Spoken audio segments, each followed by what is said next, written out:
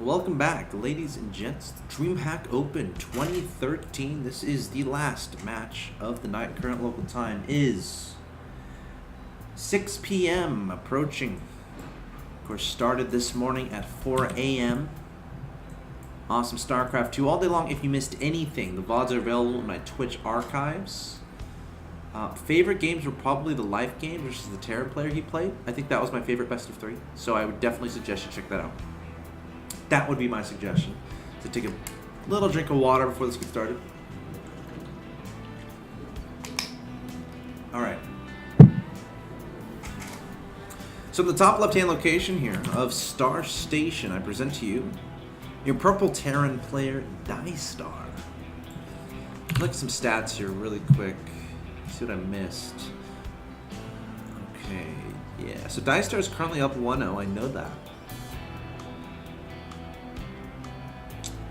Let's see here. So Diestar is currently, he did lose to TLO 0-2. Or excuse me, yes, Diestar lost to TLO 0-2. And Icho, in the bottom right-hand location, defeated Sovlet. Icho defeated Sovlet 2-0. And now Diestar is currently up 1-0 in this series. So this is actually a pretty darn close group here. TLO is at 2-0 right now, defeating both of these two players in this match. So TLO is almost assuredly on. And this match is actually going to determine who, either Diestar or Icho, will advance to the next round, I think, if I'm looking at this correctly. So Sovlet is 0-1. I don't know if Sovlet and Diestar have played yet. I'm not even sure if it matters. TLO still has to play Sovlet 2. So Sovlet can still win 2 matches. He can beat Diestar and TLO and move on with TLO. But it's very important for whoever wins this. That's what we're going to come away with. So Star Station, we know Reaper is loved on this map and adored. And this timing is a little bit interesting as far as this gas. Because he's going to have about 50 gas right when it finishes, so see if he makes a Reaper. Or a Reactor. Those barracks is positioned in such a way where an add-on can't really go under it. Okay, gonna get a Marine first, so this means he's going to go for a Factory. Icho doesn't necessarily know what's coming out of this barracks right now.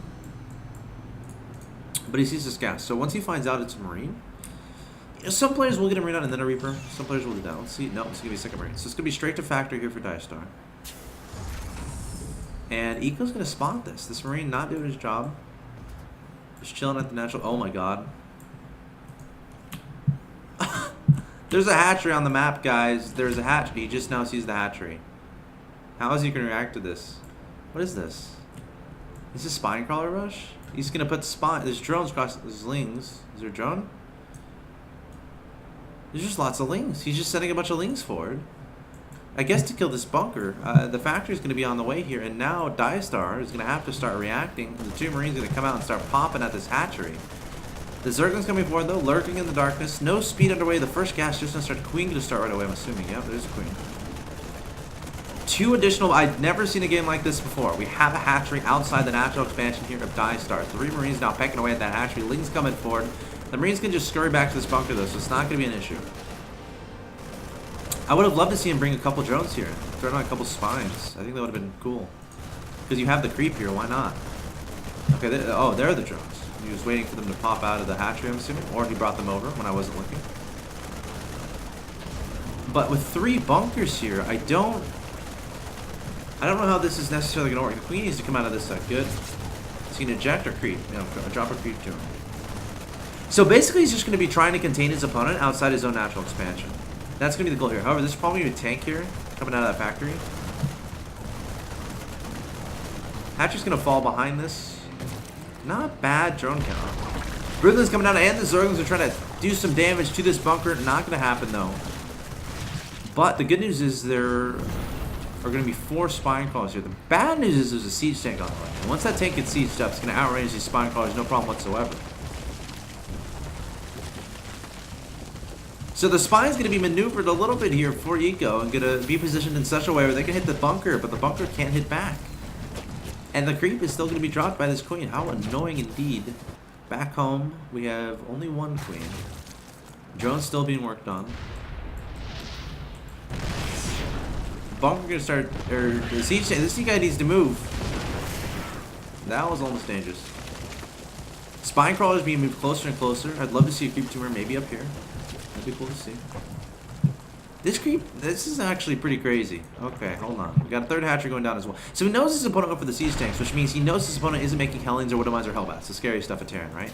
Third commands are being added on. So Icho can pretty much feel safe doing whatever he wants at this point. Because who's going to march across the map with 2 siege tanks? At this point in the game. Who's going to do that? These spine crawlers might eventually make it all the way back home to their side of the map. That could happen. That could happen. Of course, they want to keep this creep going everywhere. That's the idea. But the tanks, again, slowly but surely moving forward. Is there speed on the way from Reserve yet? No, no speed start. Hasn't even used his first 100 gas. A bit of a mistake here, unless he's planning out on a Roachhorn or something. Should be a little bit strange. Needs to spend that gas right now. Okay, there's the speed. It's 100 gas late, though. Gotta get that down right away. Baneliness going down. There's a scan trying to take out this creep. Some Lings coming forward to try to keep that from happening. Well, you want this creep alive. You want to stay alive as long as possible. But the tank continuing to edge further and further forward. I want to see more creep. You have a tumor you can lay down, Mr. Icho. It's only 25. It's only 25 to lay down a creep tumor. There we go. The scan is going to be inevitable in this general location. Trying to prevent the creep from being annoying. There it is. Goodbye creep tumor. And this creep should really start receding down to this location. Still some creep tumors here though, not active. The only active one is over here. And there's a couple, there's actually 4 down here. The Ling's going to be returning home. Speed on the way. First evolution chamber. We got a layer on the way as well. So where do we stand exactly? Now, Diestar. Let's look at income. Yeah, I feel like Icho. Well, 57 to 50. Bunch of production on the field. We got 2, 3 orbital commands here from Diestar. I feel like Diestar is definitely going to be ahead in this situation. Now he's kind of forced down a tech path as far as the tanks are concerned. Adding on one, getting those engineering base very quickly, and he's even going to scan for more creep. And every active creep tumor is now gone. Every creep tumor is gone. So honestly, Diestar doing a great job clearing that creep very quickly. The spines, I think they died. Yeah, the spines are no longer on this planet. Oh, yeah, they're no longer here. Oh no, here they are. Here they are. 3 of them. I was looking for them. They managed to waddle their way home. Very bold Marines coming forward. Now, these are a decent amount of speedlings on the map here from Icho. Going to try to do a run by into the natural expansion and poke away at some SCVs. 22 more Lings in production. His income's at 61, so he can afford to make some Lings at this point. Looking at saturation on his hatcheries, looks good. Looks very good indeed. Making a Spire. Ling Baneling. Baneling speed again, about to finish. You're going to want that. But his creep is like actually not good at all here. At his natural and his third. And these Marines going to stay alive for now. I'm wondering why I didn't go try to surround those guys with these speedlings. He could have easily killed these Marines. Could have pretty easily killed those Marines there. Now 2-2 is on the way here from Diestar. 2-2 should be starting very soon from our Zerg. He has the resources. Now he could be saving gas. Oh no! He forgot the +1. That's not fun. Oh, that is actually pretty bad. Considering his opponent is going to have +2 weapons, +2 weapons and armor faster than +1 melee. And at this point, he should definitely be starting the +2 grabbers. Unless he's saving as much gas as possible.